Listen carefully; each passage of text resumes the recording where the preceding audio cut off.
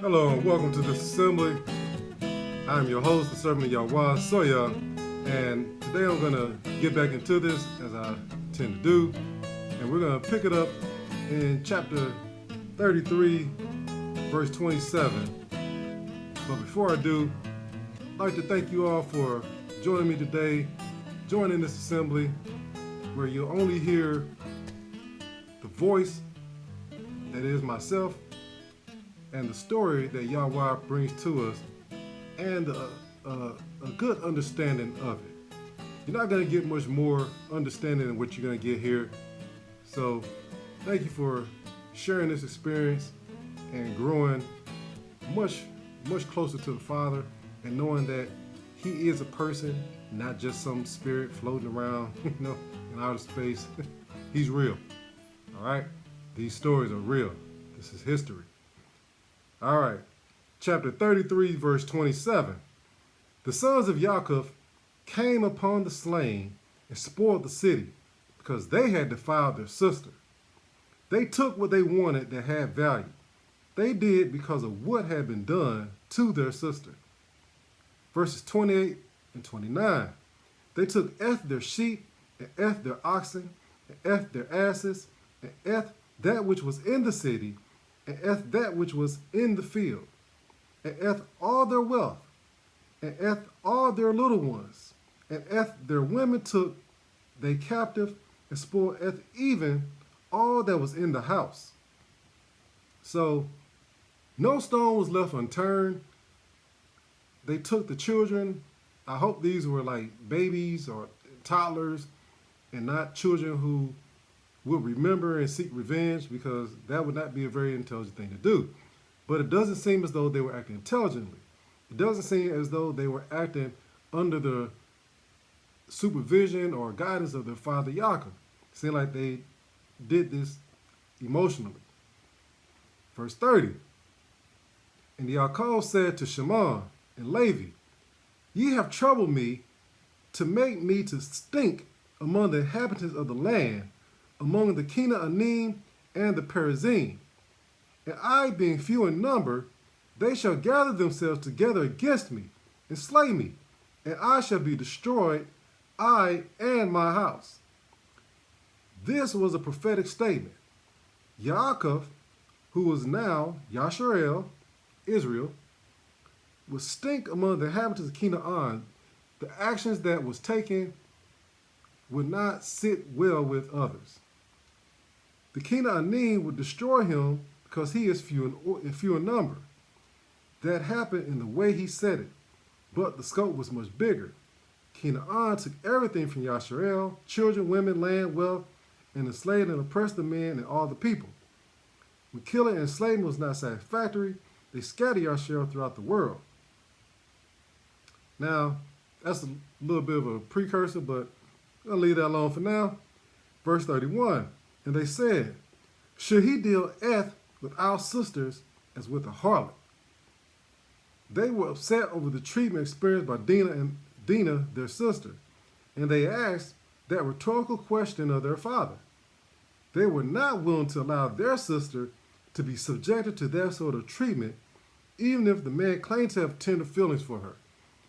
Now, I'm going to go back a few verses where it says that when they spoiled the city, they also took their sister, who was still with Shechem. So he had not let her go. So I don't know how Yaakov found out that he defiled her. I don't know how they found out that he defiled her. Maybe, it was word of mouth. People saw it and heard about it and told them. Nonetheless, she had not been let go. So he was still, enjoying her company. All right, chapter 34, verse 1. And Elohiym said unto Yaakov, Arise, go up to Bethel, and dwell there, and make there an altar unto Elohiym that appeared unto you when you fled from the face of Esau your brother. This is a confusing verse by how it is written. Either the writer, the translators, or both seems to be using the term Elohiym generically, as they always seem to do. Who told him this? Was it YAHUAH or other Elohiym, or perhaps all the above. And it's either he or they saying to make an altar for multiple Elohiym or YAHUAH that appeared. By definition, the usage of Elohiym here cannot be determined with certainty. However, we do know that based on his previous experience, that this verse refers to, in his dream, the only El mentioned was YAHUAH, who stood at the top of the ladder he saw. There were angels of YAHUAH going up and down that ladder.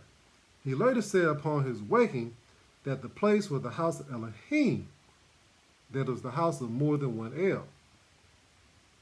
I think it should have said the house of YAHUAH, and that we could infer that other Elohiym lived there. Therefore, he could conclude that either unnamed Elohiym, YAHUAH, or both told him to go to Bethel to build an altar to YAHUAH. Other than that, he was told to arise and go up. So Shechem must have been lower in elevation than Bethel, as he named the place where he built the altar in the land of Canaan. Verses 2 and 3. Then Yaakov said unto his household and to all that were with him, put away the strange Elohiym that are among you, and be clean, and change your garments. And let us arise and go up to Bethel, and I will make there an altar unto Elohiym, who answered me in the day of my distress, and was with me in the way which I went. Yaakov was quite intelligent. He suggested to his people to clean themselves up so that they could look the part of people who were going to a place to show respect to YAHUAH. He gave instructions on how to clean themselves up. First, he said to put away the strange Elohiym that were among them. He called their Elohiym strange. Strange because they were worshiping other El of the Elohiym that were not YAHUAH. Essentially, strange means unfamiliar. That's to say they did not even know the Elohiym that they worshipped.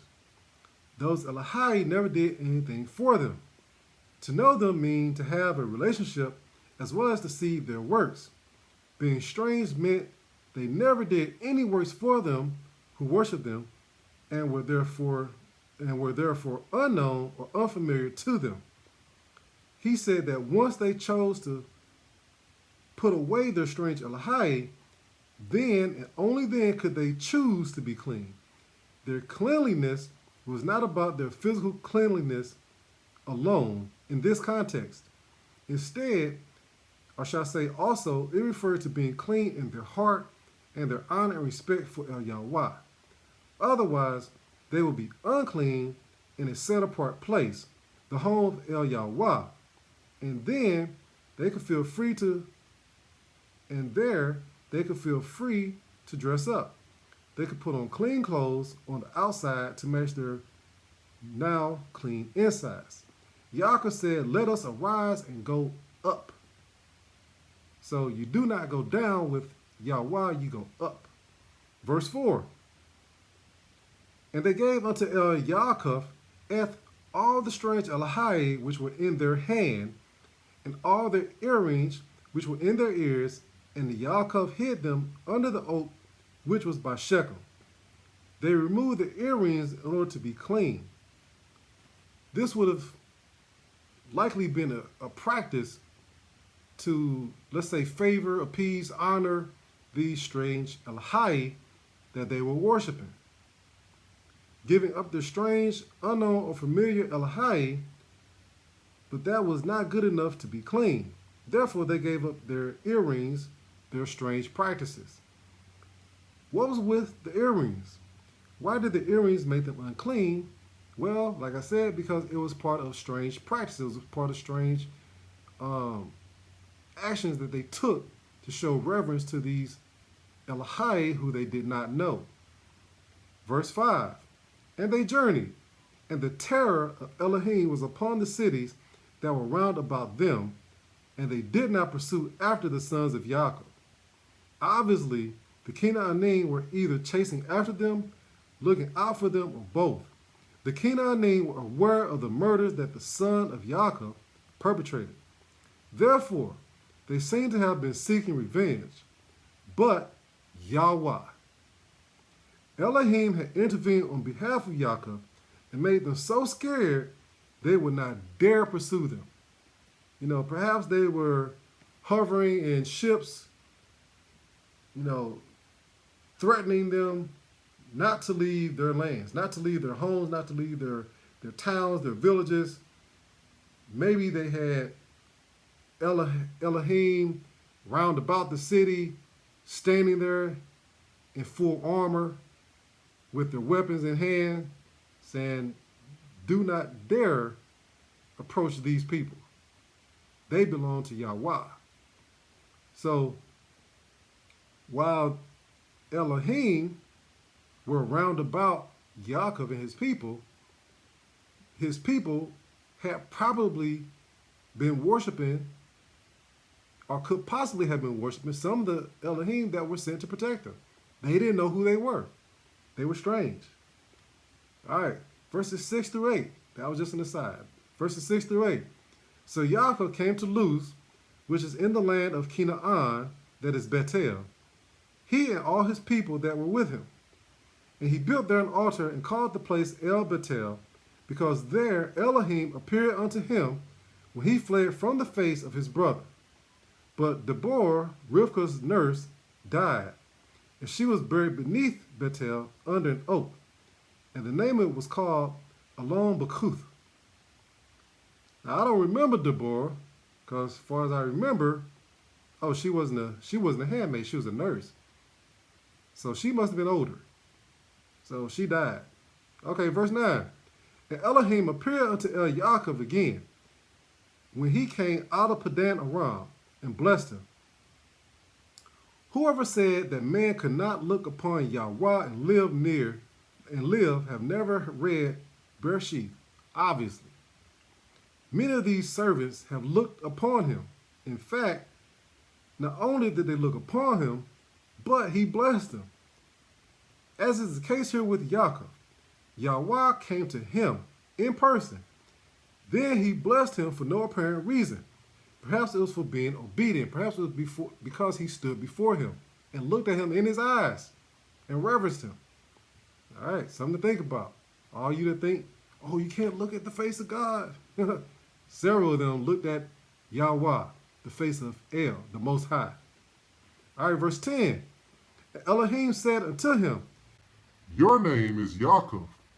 Your name shall not be called any more Yaakov, but Yashar'el shall be your name. And he called his name Yashar'el. He was renamed Yashar'el, not Israel, and least of all, Israel. On this day, YAHUAH himself confirmed the blessing and restated that Yaakov's name shall no more be called that, but be called Yashar'el. YAHUAH confirmed his royal status and power. Yashar'el is a nation of royal princes and princesses for whom a king and or queen may be birthed. So for all you running around saying, I'm a king, I'm a queen, while kings come from a prince, a prince is a royal heir to the throne of a king, to kingship. Everybody is not a king. However, Yaakov and his descendants, as said by YAHUAH, the Most High El, Yaakov and his generations are a royal family of princes and princesses.